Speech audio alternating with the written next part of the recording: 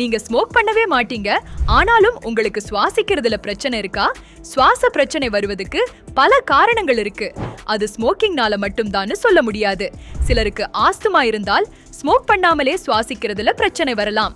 Post nozzle trip, அதாவது சளி தொண்டைக்கு பின்னாடி வழியும் போது அதிகமாக இரிட்டேஷன் கொடுத்து சுவாச பிரச்சனை வரலாம். ரூம் டெம்பரேச்சர் சேஞ்ச், ஃபேன் அல்லது ஏசி குளிர்காற்று சிலருக்கு சூட் ஆகாது, அது கூட இருமல் வர காரணமா இருக்கலாம். 2 வாரத்துக்கு மேல சுவாசிப்பதில் பிரச்சனை, வீசிங், மார்பு இறுக்கம் இருந்தால் அதை சாதாரணமா எடுத்துக்காதீங்க. டாக்டர் கிட்ட கன்சல்ட் பண்ணி ட்ரீட்மெண்ட் எடுத்துக்கோங்க. இந்த மாதிரி உங்களுக்கு வேற ஏதாச்சும் டவுட் இருந்தா கமெண்ட்ல சொல்லுங்க.